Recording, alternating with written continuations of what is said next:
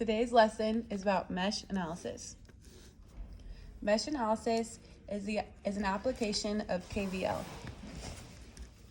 which is a sum of voltages around a closed loop is equal to 0.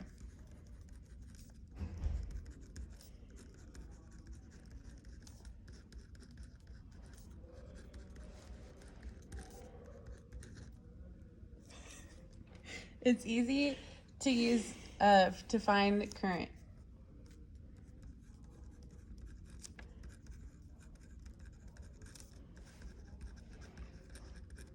To do mesh analysis, you must have a planar circuit.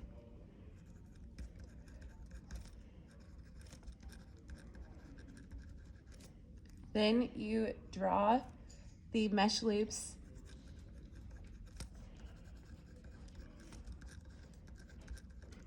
and then write out the KVL equations.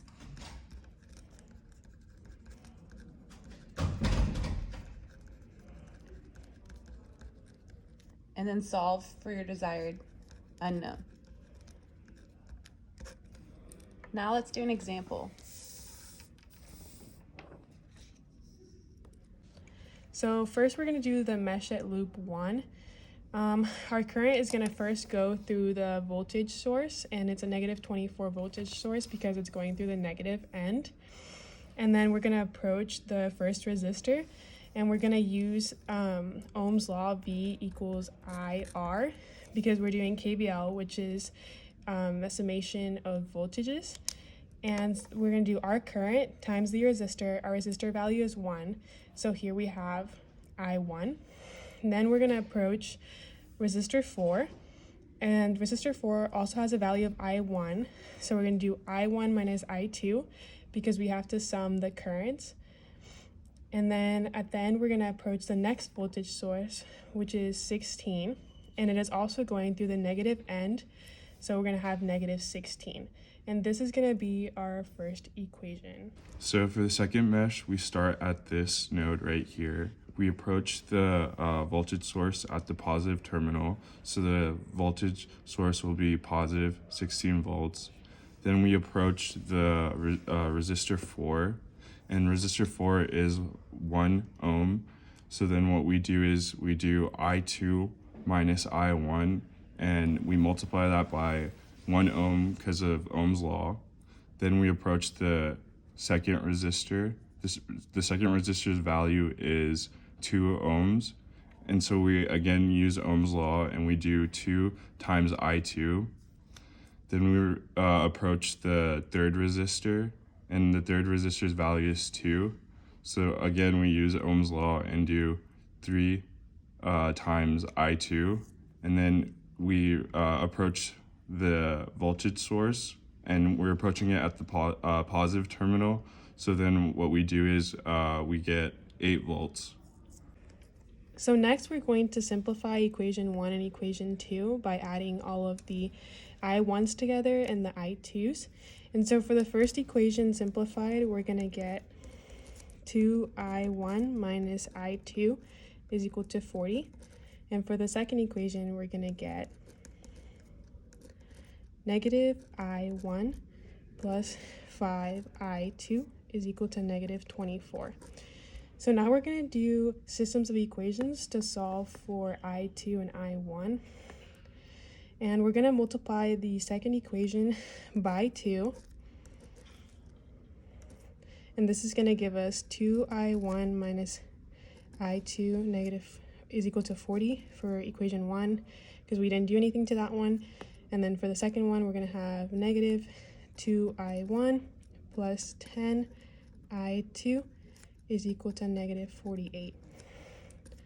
We're going to add those together, and the I1s cancel out.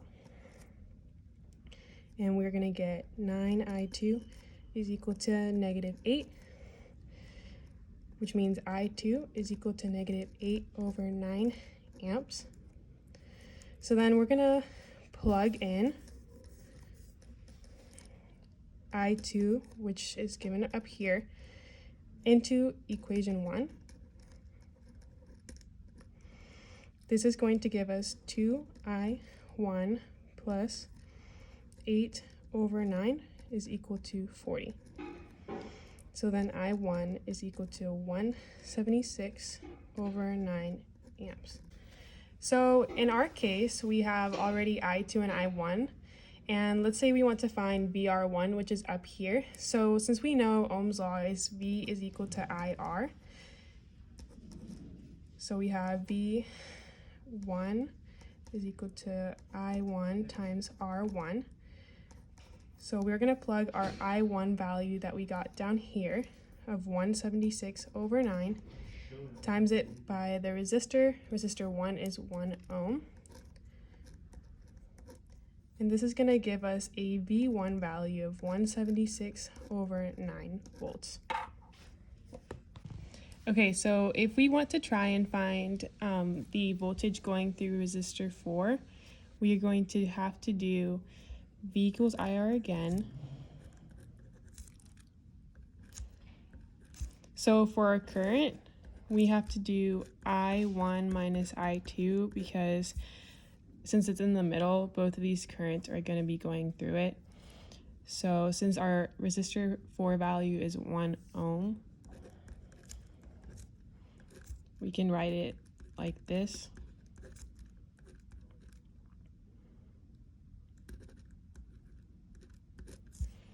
Our I1 value is 176 over 9. And our I2 value is negative 8 over 9. So that's going to be plus 8 over 9 times 1. So we're just going to add these together, and that is going to give us 184 over 9 volts